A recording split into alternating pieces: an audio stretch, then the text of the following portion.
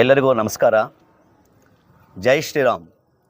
ಕೋಲಾರ ಜಿಲ್ಲೆಯ ಮೂಡಲಬಾಗಿಲಿನ ಕೌಂಡಿನ್ಯ ನದಿ ತೀರದಲ್ಲಿರುವಂತಹ ನಂಗಲಿ ಗ್ರಾಮ ಗಂಡು ಮೆಟ್ಟಿದ ಗ್ರಾಮ. ಅಂದರೆ ಹೊಯ್ಸಳರು ಮೆಟ್ಟಿ ಆಳಿದಂತಹ ಇದು ಪುಣ್ಯಭೂಮಿ. ಕೋಲಾರ ಜಿಲ್ಲೆಯ ಮುಳಬಾಗಿಲಿನ ಇದೊಂದು ಪುಣ್ಯಕ್ಷೇತ್ರವೆಂದೇ ಹೇಳಬಹುದು. ಕಾರಣ ವರ್ಷ ಪೂರ್ತಿ ಈ ಒಂದು ಗ್ರಾಮದಲ್ಲಿ ದೈವಿ ಕಾರ್ಯಗಳು ಅತ್ಯಂತ ವಿಜೃಂಭಣೆ, ವಿಶೇಷ, ಅದ್ಧೂರಿಯಾಗಿ, ಅದ್ಭುತವಾಗಿ ನಡೆಯುತ್ತವೆ.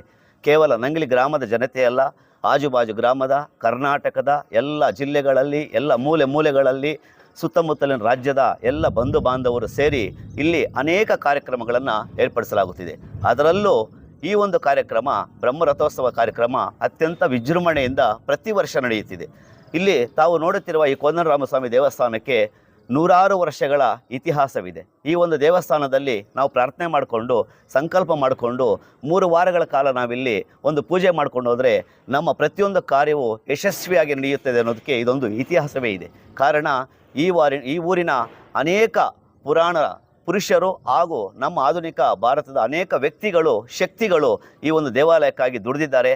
ಅಂಥ ವ್ಯಕ್ತಿಗಳು ಇವತ್ತು ಇಲ್ಲದೇ ಇದ್ರೂ ಸಹ ಅವರ ಇಲ್ಲಿ ಒಂದು ಸ್ಪರ್ಶ ಹಾಗೂ ಅವರ ಮನಸ್ಸು ಇಲ್ಲಿ ಕೇಂದ್ರೀಕೃತವಾಗಿದೆ. ಕಾರಣ ಇಲ್ಲಿ ನಡೆಯುವಂತಹ ಕಲ್ಯಾಣೋತ್ಸವ ಆಗಲಿ, ಬ್ರಹ್ಮ ರಥೋತ್ಸವವಾಗಲಿ ಹಾಗೂ ಪಲ್ಲಕ್ಕಿ ಅಂತ ಕಾರ್ಯಕ್ರಮ ಅತ್ಯಂತ ವಿಶೇಷವಾದದ್ದು. ನೋಡಲು 2 ಕಣ್ಣು ಸಾಲದು. ಆದ್ದರಿಂದ ಆತ್ಮೀಯ ಬಂಧುಗಳೇ, ಈ ಒಂದು ಕಾರ್ಯಕ್ರಮಕ್ಕೆ ಈ ವರ್ಷ ನಡೆಯುತ್ತಿರುವ ಅತ್ಯಂತ ಅದ್ಭುತವಾದ ಆಹ್ವಾನವೆಂದರೆ ನಮ್ಮ ಅರುಣ್ ಯೋಗಿರಾಜ್, ವಿಶ್ವವೇ ಕಂಡರಿಯದಂತಹ ಮಹಾನ್ ಶಿಲ್ಪಿ. ನಾವು ಹಿಂದಿನ ಕಾಲದಲ್ಲಿ ಚಿಕ್ಕ ಮಕ್ಕಳಲ್ಲಿ ನಮ್ಮ ತಂದೆ ತಾಯಿ ನಮಗೆ ದೇವರು ಹಾಗೆ ಹೀಗೆ ಈ ಥರ ಇದ್ದರು, ಆ ಥರ ಇದ್ದರು ಅಂತ ಹೇಳ್ತಿದ್ರು, ನಾವು ಕೇಳ್ತಿದ್ವಿ. ನಂತರ ಪುರಾಣ ಚಿತ್ರಗಳಲ್ಲಿ ದೇವರ ಆಟಗಳು, ದೇವರ ಮದುವೆಗಳು, ದೇವರ ವ್ಯಕ್ತಿತ್ವಗಳನ್ನು ನೋಡ್ತಾ ಇದ್ವಿ. ಆದರೆ ಸಾಕ್ಷಾತ್ ಭಗವಂತನು ಮಗುವಿನ ರೂಪದಲ್ಲಿ ಈ ಕಲಿಯುಗದ ಭೂಮಿ ಮೇಲೆ ನಗುಮುಖದೊಂದಿಗೆ ನಮ್ಮನ್ನು ಕೈ ಬೀಸಿ ಕರೆಯುತ್ತಿದ್ದಾನೆ ಅಯೋಧ್ಯೆಗೆ. ಅಂತ ಅಯೋಧ್ಯೆಗೆ ಹೋಗುವ ಮುಂಚೆಯೇ ಈ ಮಹಾನ್ ಶಿಲ್ಪಿ ಸತಿಪತಿ ಸಮೇತ ತಮ್ಮ ಕುಟುಂಬದವರೊಂದಿಗೆ ಈ ಗ್ರಾಮಕ್ಕೆ ತನ್ನ ಹೆಜ್ಜೆಯನ್ನಿಟ್ಟು ಪಾದ ಸ್ಪರ್ಶವನ್ನು ಕೊಟ್ಟು ನಮ್ಮ ಕೋದಂಡರಾಮನನ್ನು ರಥ ಬೀದಿಯಲ್ಲಿ ರಾರಾಜಿಸಲು ತನ್ನ ಕೈಯಾರೆ ಅಮೃತ ಹಸ್ತದಿಂದ ನಮಗೆ ಆಹ್ವಾನ ಕೊಟ್ಟು ಬರ್ತಿದ್ದಾರೆ.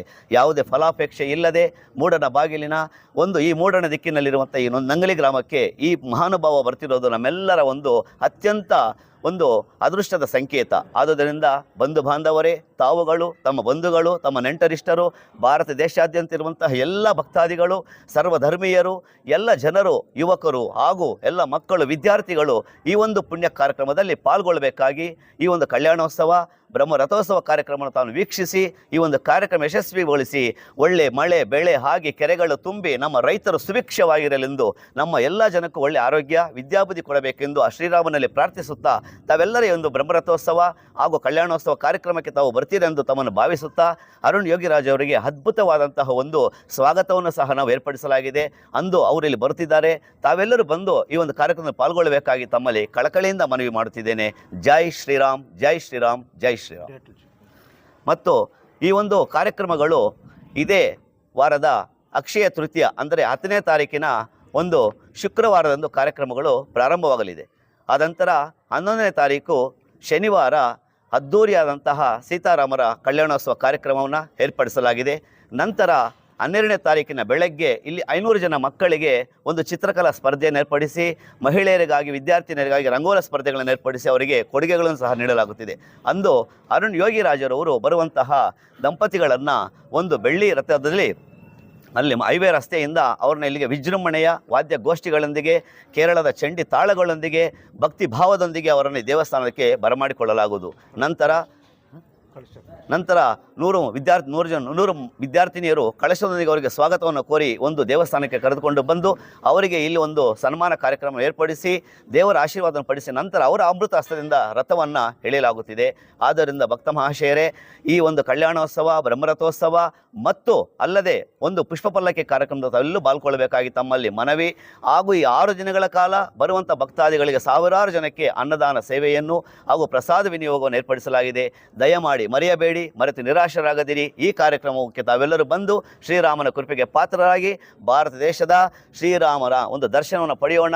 ಅರುಣ್ ಯೋಗಿರಾಜರುವಂಥ ಮಹಾನ್ ಶಿಲ್ಪಿಯನ್ನು ನಾವು ಗೌರವಿಸಿ ಅವರಿಗೆ ಗೌರವವನ್ನು ಸೂಚಿಸೋಣ ಅಂತ ಹೇಳುತ್ತಾ ತಾವೆಲ್ಲರೂ ತಪ್ಪದೇ ಬರಬೇಕೆಂದು ತಮ್ಮಲ್ಲಿ ಸವಿನಯ ಪ್ರಾರ್ಥನೆಯೊಂದಿಗೆ ಕೇಳುತ್ತಿದ್ದೇವೆ. ಇತಿ ಕೋದಂಡರಾಮಸ್ವಾಮಿ ಭಕ್ತ ಮಂಡಳಿ ನಂಗಲಿ.